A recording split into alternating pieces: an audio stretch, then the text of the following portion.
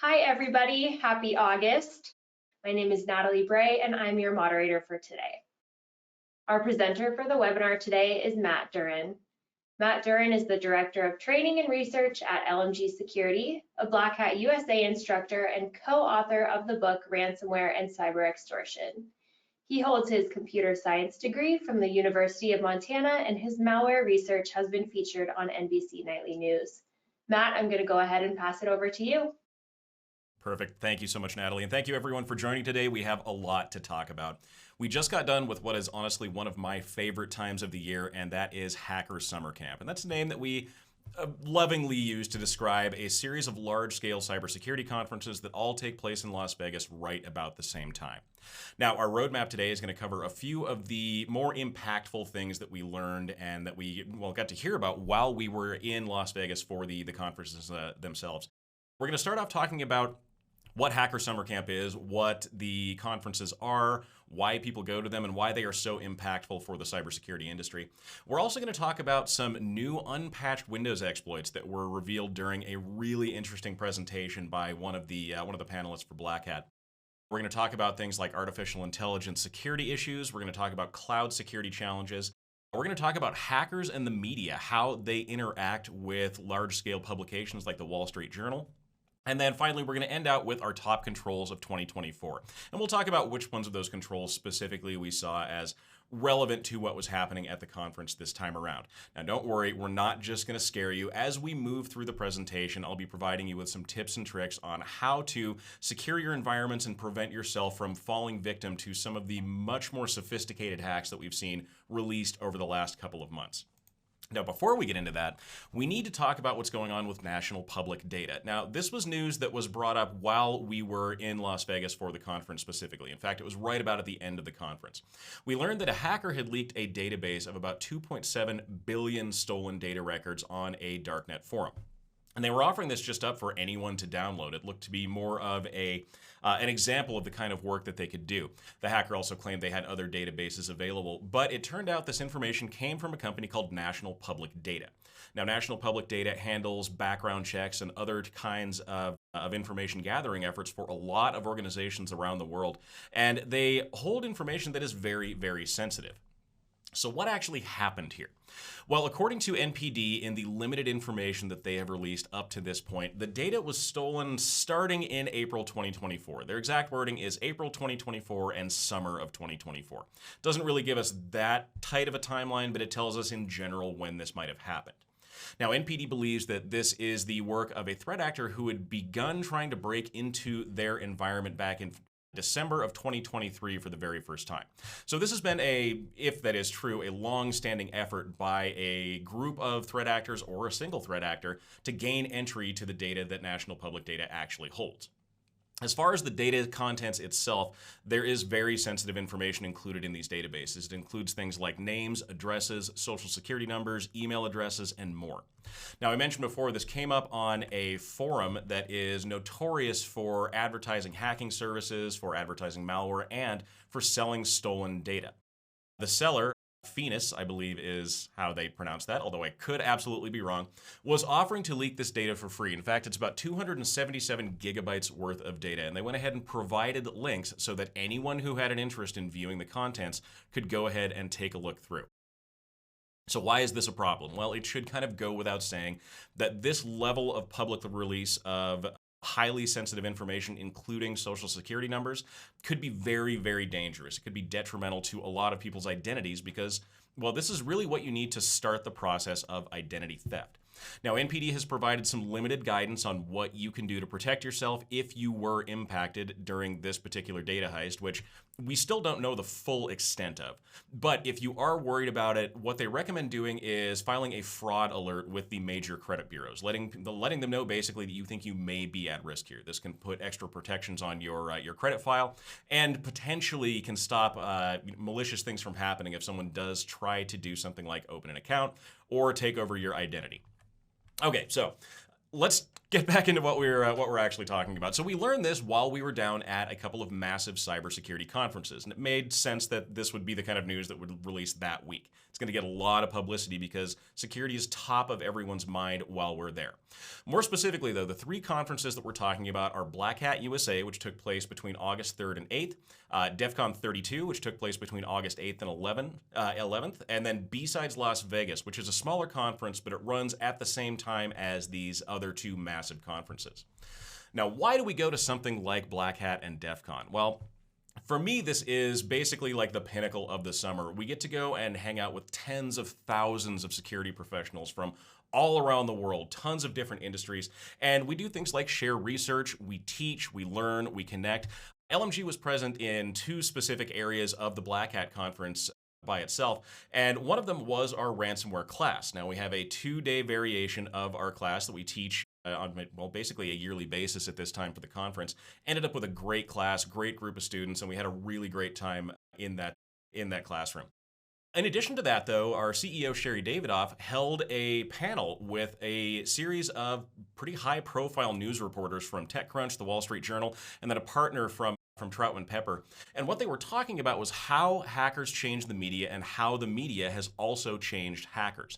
There are some really interesting kind of subtleties when we talk about how we get news about cybersecurity incidents. And in cases where a hacker reaches out to a news outlet directly and attempts to essentially have that outlet give the story for them, there are some very unique considerations that need to be taken into account. We'll talk about that a little bit more as we get further into the presentation, but it was, again, a really interesting kind of thought experiment as we went through. All right, so as promised, we want to talk a little bit about some of the research that came out of this conference, or these conferences, and there were some, honestly, kind of scary things that were demonstrated by some of these amazing and brilliant panelists that were selected to present.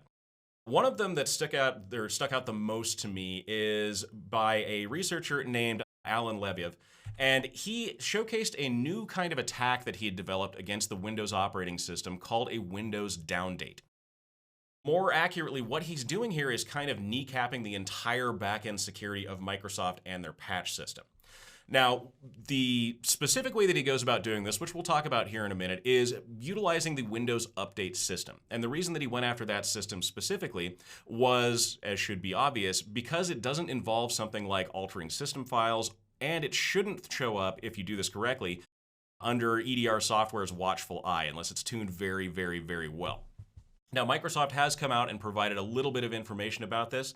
They are classifying these as these vulnerabilities as two unique vulnerabilities, and right now there is not a patch available for either one of them, at least at the time of the filming of this webinar. Now, the downgrade attack essentially just unpatches a fully updated Windows system, and I want you to think about that for a second. All of the security updates that you've installed, all of the patching that you've installed, all of the operating system upgrades you've installed, if an attacker could get their hands on your system, they could potentially roll all of those back, and that's going to open up your computer to all kinds of potential cyber attacks and problems with some pretty frightening implications on the back end. It's also very difficult to detect when it's happened. So how does this attack actually work? Well, first off, the attacker is going to need local administrator access. And if you are securing your systems properly, this should be a good point where you can at least put up a significant roadblock for an attack like this. Now, this is not going to be a silver bullet. Attackers are frequently able to perform tasks perform activities that will get them up to the privilege of local administrator. This is especially bad for organizations who use shared local administrator passwords across multiple different computers inside of their enterprise. But regardless, once they have that level of access, then they can start going after the Windows registry. Now, a lot of the areas of the registry are very well protected, which is by design. Microsoft has done that on purpose, but there are a couple areas where this protection kind of falls down. One of them is a very specific file called the pending.xml file, and this is basically what tells Windows Update what to do on your computer. With that level of access, with local administrator access, an attacker can go through and edit that file. This means that they can tell the Windows Update service to do all kinds of different things, including downgrade previous updates that had already been installed on the system. So once they edit this file, and once the computer runs another update cycle, we have now downgraded that computer to a very, very vulnerable state. So why is this a problem? Well, for quite a few reasons. One, the computer that is subject to this attack is now vulnerable to multiple different exploits that realistically, if we're following just basic patching programs, should not be available at this point in time. This attack, if done correctly, is also invisible and undetectable. That means antivirus software is likely not going to pick this up. EDR software is likely not going to pick this up. And then the worst part about this is re-updating the computer after something like this happens does not repair the damage. The Windows computer thinks it is still fully patched. And so when it goes through and does its update cycles, it's going to look for new updates that haven't been installed yet. But any of the updates that were rolled off at that point are pretty much gone forever now. This is, as far as we could tell anyway, a permanent end to that computer's ability to be used safely. Basically, we're looking at nuking the hard drive, reinstalling the operating system, and starting over at that point, which, especially at scale, is not something that you really want to have to go do. So as I mentioned before, there is no patch available for these vulnerabilities at this point in time. We would assume that Microsoft is probably working pretty hard to get those out there, but the problem is this is a vulnerability that really goes after the heart of how the Windows operating system, and more specifically its update cycle, actually functions.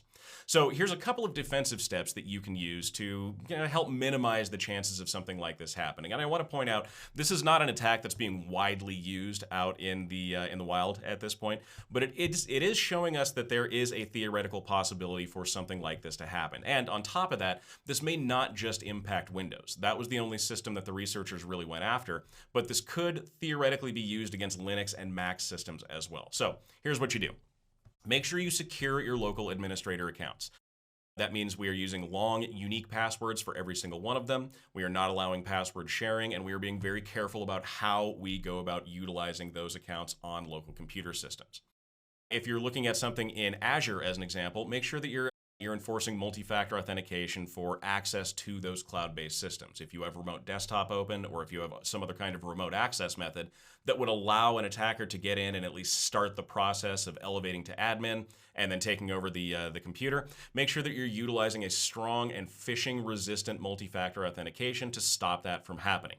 Remember, when we say phishing resistant, what we mean is stay away from things like SMS messaging and email. Move towards something like Duo's verified push or number matching through Microsoft. They are much better systems to use. And then finally, if you have the ability to do so, configure settings to notify if there is sensitive file access on a computer system. Oftentimes, this can be done using something like data loss prevention software, which we don't necessarily think of being used in this context in a lot of cases, but at this point, it does really seem to make sense. If there is something that is, something that you want to remain out of reach of a hacker or even just a regular user, monitoring with DLP software for any changes or attempts to access can be a great early indicator that something bad might be going on in the system. It may not save the computer, but at least it gives you and your security team the heads up they need to be able to stop it from getting worse at that point. Okay, so moving on, we have very exciting news. And this was something that was released again at the Black Hat conference. We have a brand new national holiday. KnowBe4 has gone through the process of validating through the National Day calendar a brand new holiday known as National Social Engineering Day. And this takes place on August 6th every year. Coincidentally lines up right there with the Black Hat and DEFCON conferences in most cases. But KnowBe4 is really trying to push basically the awareness level of social engineering and how it has become such a big problem, not just for security, but for pretty much everything. We've seen massive hacks take place over the last year or so that have all started with some level of social engineering attack. And it was ironic that we were having this conference at the Mandalay Bay, which was an MGM property, because MGM, as hopefully you're all aware of at this point, was taken down by a large-scale attack last year. The attack started with a voice phishing attack, as far as we know anyway. So raising that level of awareness about social engineering is crucial. Now, speaking of KnowBe4, we also had to talk a little bit about what happened to KnowBe4 right before these conferences took place. This was a blog that came out on KnowBe4's official website, and it was basically a rundown of how KnowBe4, the massive security company, was almost infiltrated by a North Korean agent. And they went through in depth the process of how exactly this almost happened and what they did to first detect it and then to stop it from happening or stop it from getting any worse in the early stages of this potential intrusion. So let's talk about what happened. And I want to be very clear. KnowBe4 has been incredibly transparent about this entire thing. It's really refreshing to see that level of information coming out about what a company may have seen as a potential attack. Now, Stu Sauerman from KnowBe4 was very clear about this. He let us know this was not a data breach notification because there was no data breach. This is an organizational learning moment that he's sharing with us. And again, we really appreciate getting kind of the look behind the curtain, especially from an organization who focuses this much on security. So let's go down the timeline here. They had a new employee that was hired for the internal technology or information technology AI team. And the employee was set up to be a remote employee, something I think we've all had to deal with up to this point. And if not, you probably will soon. The concept of remote employees is no longer as foreign as it used to be. And so a lot of us work with people who don't live in the same geographical area as us, at least not on a daily basis. I mean, LMG included, we have a lot of remote employees. And while we do absolutely love them, having employees that are remote does bring its own unique set of challenges. So in this case, the employee made it through basically through their background and pre-hiring checks without any kind of issue. They had 4 video interviews. The background checks were done. Everything was clear with the employee, but as it turned out later, the agent was actually using a stolen identity and an artificial intelligence enhanced photo to actually get past a lot of these roadblocks. So in this case, the employee was brought on. They received their company hardware, but almost immediately stuff started to pop up that didn't quite look right. The EDR software that comes pre-installed on these KnowBe4 company laptops almost instantly started seeing things like attempted malware detonations, modifications to the operating system, access to sensitive files that weren't supposed to be accessed, and quite a bit more. This gave them a pretty good indication that something was going very, very wrong on the other end of that employee's interaction with them. Now, KnowBe4 again caught this very quickly. They were able to isolate that computer system. No data was stolen, and I mean, realistically, they're none the worse for wear after this. But it is a little scary to think about the fact that they were that close to having something very impactful happen on their network. So I mentioned before that artificial intelligence was used to change appearance here, and this is actually the photos that KnowBe4 released. The photo on the left is the original photo that appears to be used by this North Korean agent, and the photo on the right is the AI-enhanced photo that is built off of the same stock image that was used to impersonate the employee who was trying to get on with KnowBe4's staff. So what can we learn from this? As security professionals, we oftentimes have to look at other people's misfortune in the context of a learning experience. So what can we pick up from what happened with KnowBe4?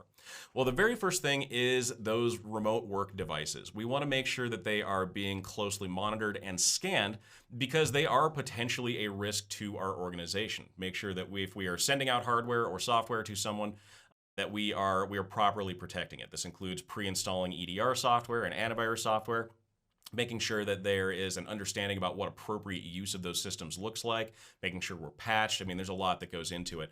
But we just want to make sure we're starting off with that good security baseline. Next, we want to make sure that geographical locations are consistent. Now, one of the problems that KnowBe4 ran into was that the geolocation, which turned out to be a VPN, was relatively close to where this employee was claiming to be from. They didn't realize at the time was that this was traffic that was being redirected from another source, and so they didn't actually know exactly where this person was. But yeah, that geofencing that we can put in place as a security feature can be very helpful in situations like this. We also want to look for things like inconsistencies in work history. We are looking at bringing on an employee, and there are weird gaps or strange jumps in position or movements that don't quite feel right. We need to take the extra bit of time and kind of drill down on those. Make sure that we fully understand who it is that we're bringing into our environment. Now, I'm not saying that we should be paranoid and absolutely trust no one. That is kind of counterproductive to what we're trying to do here. But we want to verify that the information we're getting is correct. We also want to do video calls somewhat frequently and check on current activities. Make sure in a lot of cases that we're looking at the actual productivity software that is installed on laptops. I know a lot of organizations have moved towards using that kind of software to basically just keep track of what their employees are up to. If someone is away from their keyboard frequently, or if they're running non-standard software, or if they're checking personal email, it's probably good for us to know that. Also, with phone numbers, be wary. Voice over IP numbers are very easy to get. You can get a Google phone for absolutely free, and it can appear to be coming from all over the place. And then watch out for that VPN usage. If there is the need for an employee to use a VPN service, make sure your IT staff is aware of that. Make sure your security staff is aware of it, and make sure the employee does actually have a use for that kind of technology. Not everyone needs to use a VPN all the time. Although, speaking as a paranoid security guy, I usually have mine turned on, but my IT staff is very well aware of that. Okay, so moving on from there, we started talking a little bit about artificial intelligence, and I guess that's kind of a misnomer. We didn't talk a little bit about artificial intelligence. We talked a lot about artificial intelligence. And for anyone who's been following security news recently, this should come as absolutely no surprise. There was a great presentation put on by NVIDIA's AI security architect, Richard Harang, about the big concerns with using artificial intelligence, especially in a workplace setting. There is a lot of drive right now to integrate artificial intelligence and large language models and machine learning into pretty much everything that we use on a daily basis. And you'll see examples of that as we go through here. But we do need to be careful about what kind of AI we're using and how we're using it. So according to Richard, the three big concerns that he sees and that he's seen in the wild when it comes to the appropriate use of artificial intelligence comes down to these three categories. One of them are vulnerabilities in plugins, and this was kind of the big point that he was really trying to bring home with his presentation. If you have insecure plugins, if you're providing insecure access to something like a private language model, something you'd use for like a knowledge base inside your organization, then that can be very problematic for you. This includes things like remote code execution, server-side request forgeries, SQL injection. I mean, these are things that we commonly associate with cloud services and with infrastructure and software as a service, but they're now starting to be pointed at things like artificial intelligence. The other thing we want to look at is indirect prompt injection. And we'll explain in some detail what these things actually mean as we go through. But when we're talking about prompt injection, basically what I'm talking about is altering my commands that I'm sending to an artificial intelligence system in an effort to get it to do something it's not supposed to do or give me information it's not supposed to give me. And we'll show you a couple examples of that here. There are some very easy instances where the guardrails in place to help keep AI safe have simply fallen down. And as it turns out, in some cases, it's not really difficult to get by those guardrails, something that we just need to be very, very aware of.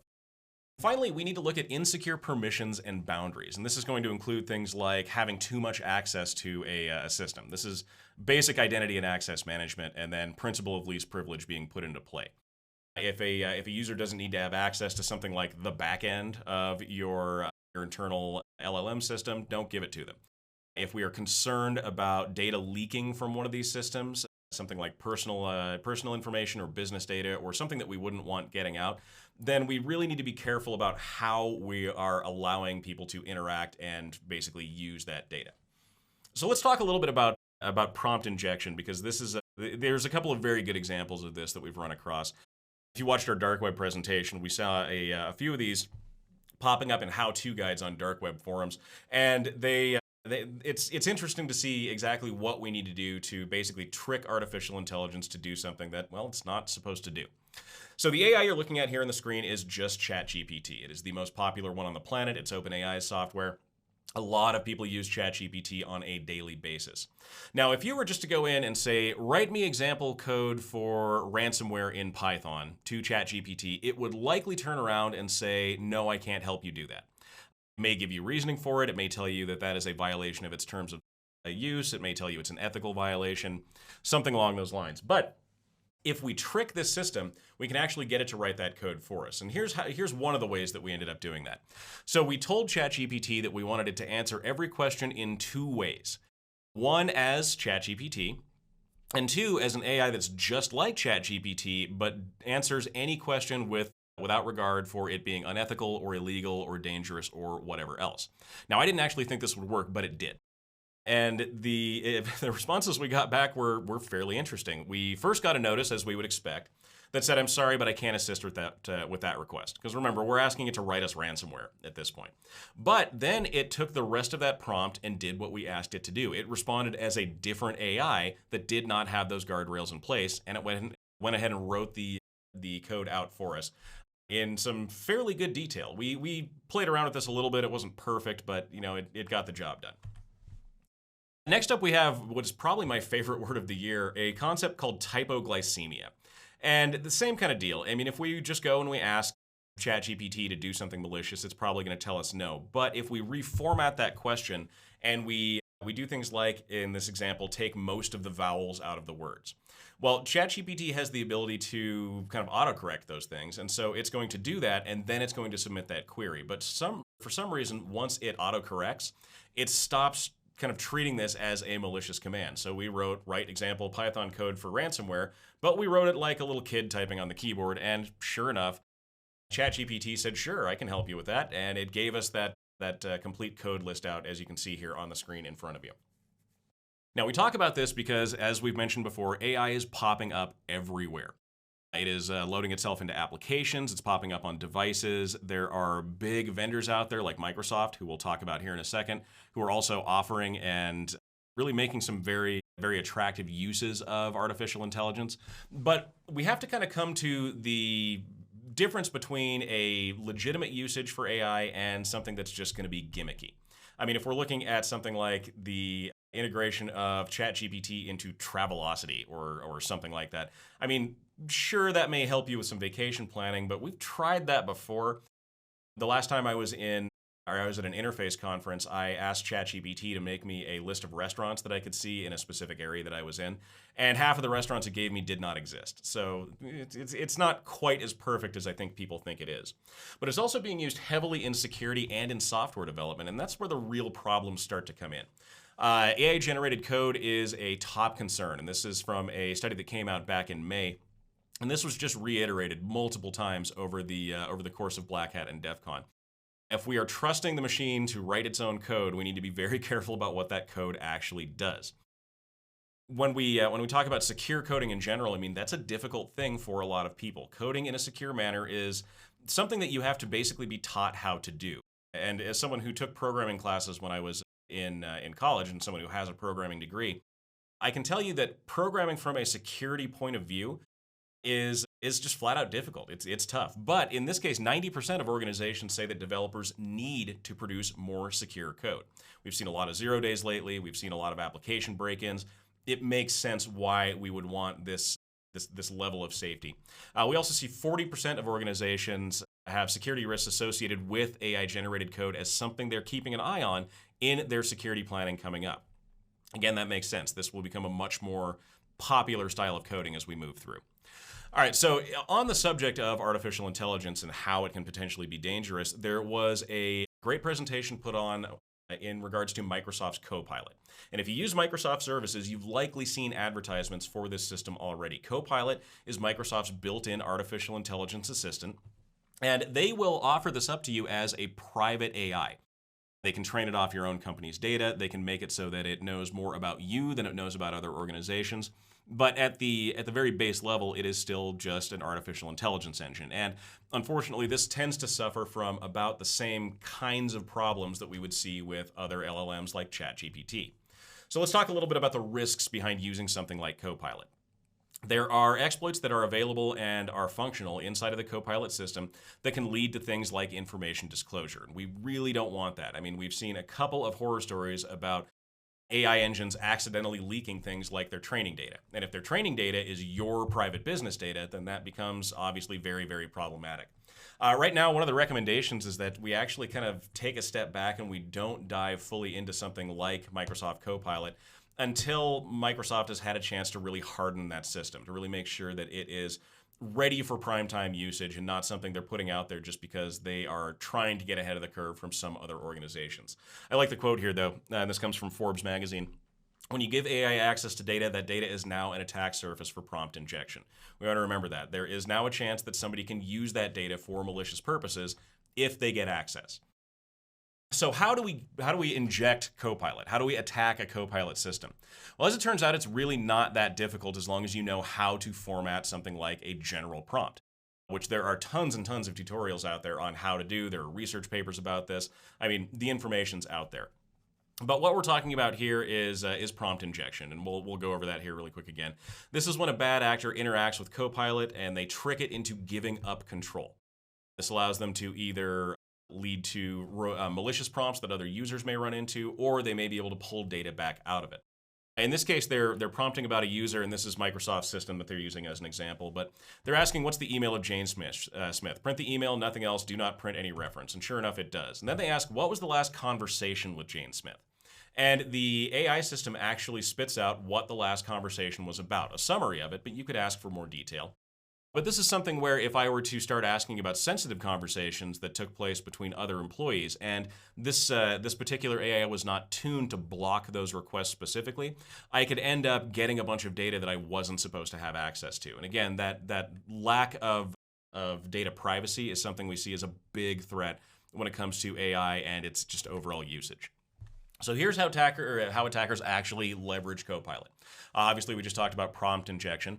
There's also remote code execution. And remote code execution, if you've seen our webinars or any of our other demos before, simply means I'm going to use this system to execute some kind of code for me that may or may not do something bad in the resulting environment. If I want to have it install a backdoor for me, if I want to have it open up remote desktop services, if I want to have it install malware, these are things I can do with a remote code attack. Normally, we see remote code execution as a problem with edge devices. F5 big IP devices are a great example of that. But it can happen in all kinds of other computer systems. We also want to look at data theft. So if Copilot is using your company data for training and I can prompt it to give me that data, I could be potentially getting away with sensitive information. And then finally, this was more of a kind of a theoretical exercise, but there are ways that you can actually tamper with the logic inside of an AI system. And so I want you to think about that for a second. If you've put all of this time, effort, and money into getting an AI up and running for your team, maybe they're using it as a knowledge base or something similar to that. If I'm able to get access to that and I can alter what that AI is going to say back to them, I could make it do some pretty malicious stuff. I could have it link out to phishing emails. I could have it try to scrape information from users as they're attempting to use the system. There's quite a bit that I can do there. So how do we stop something like this from being a problem? As I said, don't worry, we'll give you solutions as we go too. Hardening your Microsoft 365 Copilot is, if you do decide to move forward with a system like this, is not an exact science at this point, but there are some good resources out there for it. There are a couple of toggles that you can put into the Power Platform DLP system. This will restrict the amount of information that's able to kind of transfer back and forth. There are also some automated scripts on GitHub, although be careful about those. Make sure you understand exactly what they're doing. But the point is, we really need to be concerned with the security of this system as we go. Now, I mentioned before that AI integration is popping up in like everything at this point, and this was another topic of conversation, so I figure we'll address this very quickly and then move forward. But yeah, AI is coming up pretty much everywhere. In fact, a lot of mobile devices, Apple and Android operating system specifically devices, are starting to integrate AI functions. And like me as an example, I got a nice little surprise when I went through a software update and all of a sudden I had Google Gemini running on my phone. That wasn't something that I had opted into.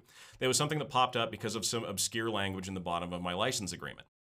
Because of that, it also went through and looked at my text messages so it could summarize them for me. And this seems like giving too much data access to a system that we don't necessarily trust.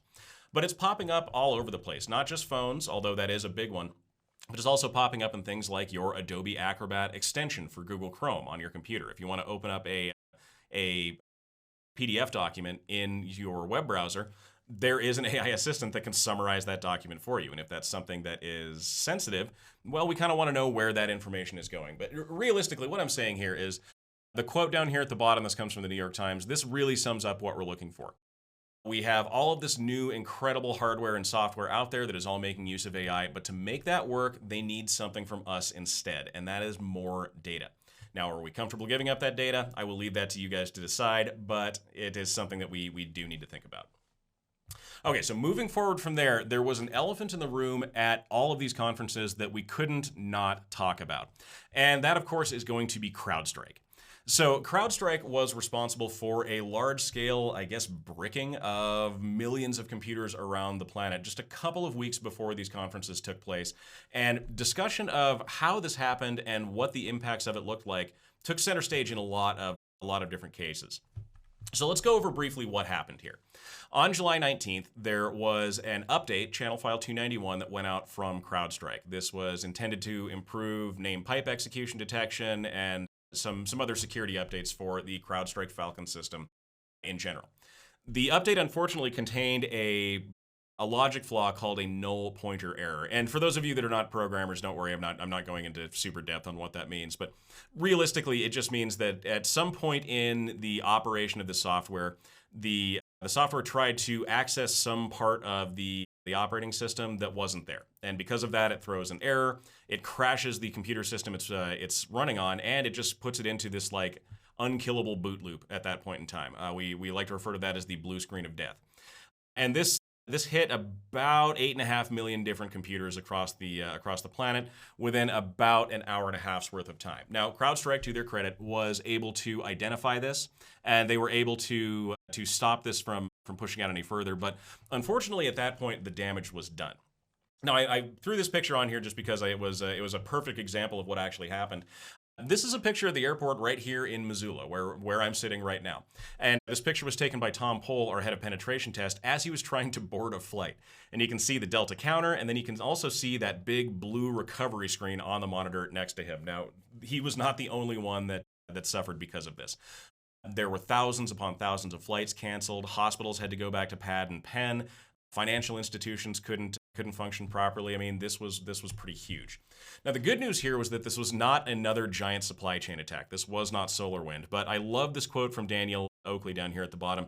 CrowdStrike did not experience a security incident. They were the security incident. And that was evident in the overall damage. As I mentioned before, 8.5 million computers worldwide went down that we know of. Now, while this is less than 1% of the overall number of Microsoft Windows computers out there, this is still very, very significant based on the types of organizations that run CrowdStrike and were running these computer systems. Fortunately for us too, Mac and Linux systems were not impacted, but the damage again was kind of done at that point. More interestingly though, the fallout from this led to a massive spike in spear phishing. And while we were talking about KnowBe4 and social engineering, I mean, this came to mind as something that we should probably talk about. When we see someone like a hardware or software vendor suffer a security incident, there is always going to be some level of follow-on from attackers that will try to exploit that organization's misfortune. And this was no different. We saw a big number of phishing emails go out that supposedly had a fix for the CrowdStrike problem because it wasn't that easy to get through. Most of the time, though, these were things like data wipers or malware or information stealing Trojans or something along those lines. These were not fixes for the actual problem that we were going through, as should be obvious. But a lot of people did unfortunately fall for this because when your computer systems are down, and you're trying everything you can to get back up and going, a convincing enough phishing email that claims to be from the vendor responsible for the problem may be enough to get past your normal security protocols at that point, especially if you're in a major hurry. So what made this actually so impactful? And this is where we really get into the process behind how we recover from something like a ransomware attack. Honestly, there were a lot of analogs between these two events. Here's the instructions that CrowdStrike gave us. They wanted us to boot the computer into safe mode and then get into the Windows recovery environment. They wanted to navigate to a specific folder, delete a specific file, and then we could reboot the computer normally, which sounds pretty simple, right? I mean, that sounds like pretty basic activity that almost any junior IT staff could do. But there were problems associated with that a lot of people didn't think about at first. One of them is the use of BitLocker. Now, I want to be very clear here. The use of BitLocker is a best practice. You absolutely should be using it. But it also means if you try to boot into something like safe mode or into the Windows recovery environment, you need that BitLocker key to be able to actually recover the contents of that hard drive. You also need administrative level access. The file that you had to delete was in a protected folder, and if you didn't have admin access, you couldn't get to it. Now, this is also a problem because if we're looking at, especially at scale, a large number of computer systems, we should realistically have different admin passwords for every single one of those machines. And in cases where people did, this actually turned out to be a problem. Not saying that you should not do that. We should not be using the same admin password for every computer. But we did need to point out that the use of these best practices was kind of a hindrance for some people. In fact, one of our partners ended up having several thousand computer systems go down. They realized pretty quickly that it was going to take about 20 minutes or so per computer with hands-on keyboard to get these things back up and running. That's a lot of time that needs to be that needs to be sunk into this recovery process. It's also why we need to test before updating. So when you think about like your patching schedule and updating security software, especially things that are hooked deep into your operating system, something like CrowdStrike, you need to think, how early do you deploy patches? I mean, do you just automatically deploy as soon as the vendor sends it, or do you sandbox that patch first? Do you allow automatic patching on these third-party applications? And then what resources do you have if a patch fails? This should all be included in your incident response plan, and it should, again, be something that you test periodically when you're looking at things like disaster recovery. Now, we are seeing a little bit of fallout from this already. As I mentioned before, with the screenshot or with the picture you saw, Delta suffered a pretty significant outage from this. So did other airlines around the world. But we're starting to see, again, lawsuits starting to pile up, and we're starting to see some finger pointing begin to happen. So this will be some interesting cybersecurity soap opera as we move forward. Microsoft claims that they were offered help by CrowdStrike and by Microsoft, but they declined it because, well, they had their own reasons for doing that. But because of that, there is a little bit of confusion about why you wouldn't allow the security vendor, who, I mean, likely has a deep level of knowledge about what just happened, to come in and assist you. Why you want to strike out on your own like that. Personally, I can see arguments both ways, but well, again, we'll see how this goes. Now, to add a little moment of levity to this, and apologize if any of you were actually impacted by the outage itself. But the president of CrowdStrike actually did accept an award at DEFCON because of this. They referred to this as the Most Epic Fail Award. And he got up on stage and gave a little bit of a presentation on what exactly happened. And to be perfectly fair, they were very transparent about it. They gave us a full postmortem. They told us exactly how the fault took place. And they gave us basically some hope for the future that this is something they're safeguarding against happening again. Now, Microsoft was also included in this, although they were not directly responsible. However, they were responsible for a few outages that took place right about the same time. And so we got to see a little bit of confusion about what was going on with them as well. Primarily, this was in the arena of Azure and their Microsoft 365 system. But yeah, we saw a couple of big worldwide losses of access to those systems that were kind of attributed to the CrowdStrike problem, but were not actually caused by it. So yeah, again, we'll watch and see where this goes. Okay, so moving on into the next section, we want to talk a little bit about cloud. And cloud, again, is something that was a huge topic of discussion for a lot of people, mainly because, well, most of us use the cloud in some way, shape, or form. And we were looking at cloud misconfiguration attacks specifically. This popped up at some of the dinners that we went to. There were talks on this. What we're really looking at here is how our continued reliance on the cloud, especially multi-cloud environments where we're using Azure and Google and AWS all together, how this impacts our ability to secure those environments. When we look at things like cloud accounts specifically, 63% of AWS users, 63% of Azure users, and 65% of Google Cloud users all have multiple accounts that they use. And I'm no exception to that. I have several that I have to use for either different projects or for different level of access. This means that I am also that much more of a target because I have to secure that many more accounts. 91% have a cross-cloud attack path, meaning that I can get from one cloud service into another. So here's an example of what that might look like. And this was just a basic diagram we saw. This was put up by the team at AWS. And they were giving us just a rundown on what a probable attack path could look like. So in this case, there is an unpatched vulnerability. We'll just say log4j at this point. And an adversary uses that to access some kind of resource in Google Cloud. They use an insecure private key, and they move to some other cloud asset. Then they discovered there's an AWS key listed under another user in that system, and they are able to then get into AWS, get into S3 buckets, find personally identifiable information, and now we're off to the races. And we will have a hard time tracing this back to its original source, that original exploit in the Google Cloud. It really just means that you need to pay very, very close attention to how you're securing these systems. So in limiting risk in your cross-cloud environments, there's a few things that we want to talk about. One of them is multi-cloud security. So make sure that if you can, you have a centralized security solution that is going to be able to assess risk across all of your platforms. It may not be the easiest thing in the world to do, although there are pieces of software that can do this, but it's good to have. Also, just remember, principle of least privilege, the same thing that we use in our regular environments. Make sure that you have that applied to your cloud systems. Apply least privilege access, apply strong identity and access management protocols. Make sure you're watching what's happening in those systems, and don't get caught with a simple mistake leading to a large data loss or something like that. And then finally, protect critical assets. If you have things like key business data, intellectual property, customer info, financial data, I mean, you name it, make sure that you're aware of where it is, of what it is, how much of it you have, and what the protections actually look like on those systems. This brings us around to another very interesting presentation that we saw, and this was about breaching Amazon Web Services accounts through what we call shadow resources. So when we talk about shadow resources, what we're really talking about are resources that are generated automatically, or at least kind of automatically, during other processes in the AWS environment. And you can see a diagram of what name squatting is going to look like here. We'll decide, or we'll give you that definition as we go. But in this case, AWS automatically generates something. This is usually spawned without user intervention, and the user actually may not even notice that this particular element has now become a part of their AWS infrastructure. A lot of this comes down to services like AWS CloudFormation, and that's the one we'll talk about right now. So you may ask, what is CloudFormation? CloudFormation, just simply put, means you can automate the deployment of a lot of systems inside of something like Amazon Web Services.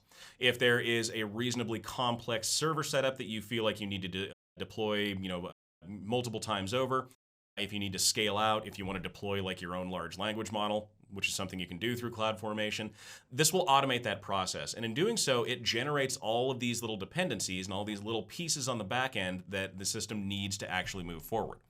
One of those might be something like an S3 bucket. If there is going to be data uploaded, or if there's going to be data saved that is associated with whatever protocol you just put through, then it will generate those things for you. And in this case, if we're uploading something like a template file from CloudFormation, it may create an S3 bucket where it holds that template file.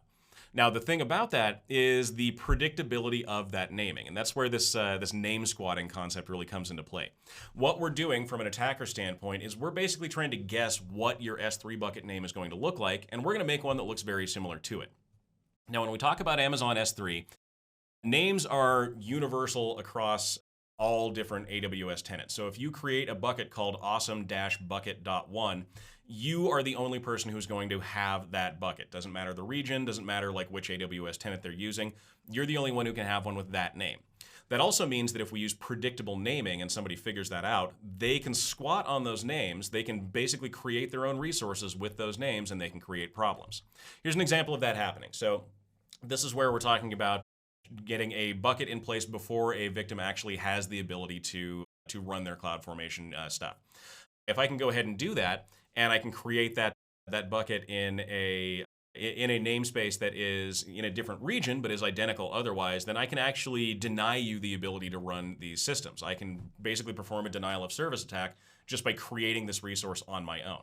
Now, you may be thinking like, okay, well that sounds kind of annoying. Why would you care about a denial of service attack? I could just change the name of my bucket. And you're absolutely true. You could. However, what if I take this a step further? What if I now take that bucket that I just created and I turn on public access? I make it so that anyone with any role in any tenant can access that bucket. Now, when you go to run something through CloudFormation, it's going to attempt to access that bucket, and it's going to be able to, which means it could potentially drop sensitive information in there. It could be exposing other things about your system. Or if this is someplace where you keep the template files for how your systems are actually built inside of AWS, well, I could take that over and I could now use my own templates. I could be impacting how your infrastructure is actually put together. I could be poisoning your infrastructure. I could be creating backdoors for myself. I could be doing any number of things just because I now have that same named kind of S3 bucket. So I know that one's a little technical, but we'll talk here just for a quick second about reducing your risk. So if you are going to be utilizing a system like Amazon's EC2 or CloudFormation systems, make sure that you're using obscure, unique names for S3 buckets to prevent any kind of that name squatting. If the attacker can't guess what the name of your bucket is, then this attack stops working right there. So good security tip for you.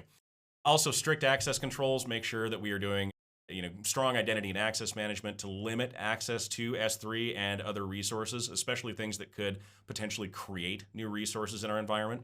We want to make sure we have CloudTrail and access logs turned on so we can see when something like this might happen. And then we want to audit regularly just to make sure that we are aware of, one, the assets that we're actually running in the cloud, and two, the potential for conflict if something is not put together in a secure formation. I've harped on this a couple of times, but I want to take a quick second just to go over it. Strong identity and access management is huge here. It is the major key. I mean, we're really looking at back to basics when we talk about how security is handled. So we want to make sure that we are improving our security, that we're meeting compliance needs, that we're minimizing the chance for human error.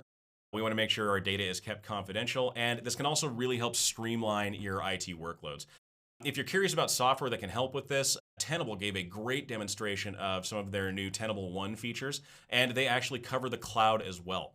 They also have this great new feature called predictive prioritization, which I thought was really cool. Basically, it'll look at the number of vulnerabilities that you have, how likely they are to actually be exploited, and it can create basically a hit list for your IT and security staff so that you're taking care of your primary vulnerabilities first and not spinning your wheels on something that's still vulnerable but not as likely to actually cause you a problem. All right, to finish out, we're getting near the end of this here. I wanted to take a quick second and talk about the panel that was put on by LMG CEO Sherry Davidoff. And this was a great discussion on hackers and the media. So how, as a reporter, do you responsibly cover something like a cybercrime? What kind of information can you let out about it? What kind of information should you let out about it? And how do you understand if the information you're getting is actually viable? And these were the kind of questions that came up. And as it turns out, this is a very delicate balance. The information that you're getting back from a hacker is oftentimes unreliable. Remember, these are criminals. They are under very little obligation to actually be honest with you. There's also potential risk to the victims involved in this kind of reporting. If you jump the gun, if you report things incorrectly, if you accidentally provide a link out to data that's been stolen and is sensitive, you could actually be causing real harm to someone. We also run the risk of glorifying the hackers. The last thing that we want to do is turn a cyber criminal into some kind of anti-hero. That is absolutely not the point of cybersecurity reporting. We want to understand what happened in these situations, but we don't necessarily want to glorify the action of hacking into a company. And then the last one, and this one came up from Bob McMillan from the Wall Street Journal, was the concept of surprise journalism. Now, the Wall Street Journal specifically, and multiple other news agencies out there, have basically a policy of reaching out to a victim before anything is published. This means that the victim is aware that there is a story that involves them. They are aware of, in general, what kind of information is being exchanged about them, and they have the chance to either respond or at least get ready to defend themselves against some kind of public backlash. If they don't have this opportunity, that can get bad pretty quickly. Now, again, I bring this up too because this is ironically one of the things that we talk about in our ransomware class, and since we just ended up with that, or ended that section of the course itself, we thought it'd be worthwhile to point out too. If you're interested in how that actually goes and how we communicate with criminals and the instructions we have for it, go ahead and take a look. We have our ransomware response course fully on demand up to this point. You get a ton of lecture material. You get 16 on-demand hands-on labs that can be used for up to 90 days. Take a look, see if it's something you'd be interested in, and let us know. Let us know if we can help you. Okay, just to end out, we had a couple of other new security tools that we saw that I felt like were probably worth bringing up. One of them was the new SentinelOne Singularity platform. This is artificial intelligence integrated. It has a system called Purple AI. This is, as SentinelOne advertises, your built-in AI security analyst. So this is something that you can ask natural language questions to, and it will respond in natural language to you. It can help security teams to understand threats a little bit faster, and it's honestly just kind of a cool feature. We saw Huntress come out with their new managed detection and response software. Huntress is gearing this towards small and medium businesses specifically. So the price point is very reasonable. It is a really nice solution if you don't have unlimited budget for your cybersecurity program. And it involves both their automatic validation, and it involves their manual and 24/7 SOC and support centers, which is a great thing to have at your back. And then finally, Fortinet displayed some of their new security fabric integrations. Again, AI and machine learning, see the pattern. This is a full cybersecurity platform. It's helpful for multi-cloud environments. That also has a really nice information technology and operational technology dashboard for easy monitoring and for better alerting. Okay, so here's our top 10 takeaways. Our top takeaways. Software that's meant to help you can be used against you, especially with Windows Update. Remote workforces present very unique challenges. Artificial intelligence will continue to evolve very, very rapidly, both for good and bad. The cloud will continue to be a target. That one should surprise no one. Hackers will continue to evolve in both their tactics and their procedures. And really, when it comes down to it, security is absolutely everyone's responsibility. All right, thank you guys so much for joining. I will go ahead and end there with our top security controls of 2024. If you have any questions, please feel free to let us know. Also, pop onto the LMG website and grab a copy of our top controls. I will leave it open for some questions. Hey, Matt, thanks so much. Very interesting to learn about things going on at Black Hat, and we do have some questions. So the first one is freezing your credit card with the 3 credit bureaus the same as the fraud alerts that you suggested earlier? Right, yeah, no, so those are going to be 2 different things. Credit freeze just makes it so that your account is basically completely dead in the water at that point. No new credit can be opened, and it makes it a much more difficult process to unfreeze and start using it again if you need to. Fraud alert just indicates that you think there may be suspicious activity or impending suspicious activity, and that there should be a little bit more scrutiny of any requests for, opening a new line of credit or something like that as they come in. Makes it a little more difficult, but it's kind of like a halfway point between the 2. Got it. Okay, thanks for that explanation. How often do talks at conferences like this actually lead to changes? That's a good question. So sometimes when we go to these conferences, the talks are, so ethereal, like above everyone's head that we know for a fact, like, okay, what someone did was kind of cool, but like nobody's probably going to remember that in 6 months. This time around, though, I think that's going to be a little bit different. We saw a lot of very impactful talks that had to do with kind of the basic fabric of our security and how we handle things like operating system vulnerabilities or vendor problems. I think we will actually see, in this case, some pretty actionable steps coming out of the conferences this time around. That's great. And the last question we have right now is Microsoft working on a fix for their vulnerabilities? Yes. Okay, so Microsoft has come out and talked about this. They are working on a fix for the 2 unpatched vulnerabilities that were highlighted in the Black Hat presentation. There's also some other security fixes that they're looking at, but there was a discussion that came down to Microsoft's actual process of fixing vulnerabilities like this and whether that model is going to be sustainable going forward. Whether we should wait for a vulnerability to be discovered before a patch is applied, or whether we kind of go back to the drawing board and rebuild applications so they're not susceptible to these vulnerabilities in the first place. Either way, yes, short answer to that is yes, they are working on a solution to this problem, and we will absolutely update everyone as soon as it's available. That's great. I look forward to hearing more about that. Once again, Matt, thanks so much for this presentation. Thank you to everyone who attended our 2024 Summer Hacking Update. My name is Natalie Bray with LMG Security. Thank you so much and have a fantastic rest of your summer. Thank you so much, everyone. Again, my name is Matt Duran, Director of Training and Research for LMG Security. If you have any questions, please feel free to reach out at any time. We would love to hear from you. You can reach me at info@lmgsecurity.com, find me on LinkedIn, or follow us on Twitter. Thank you so much, and we'll see you next time.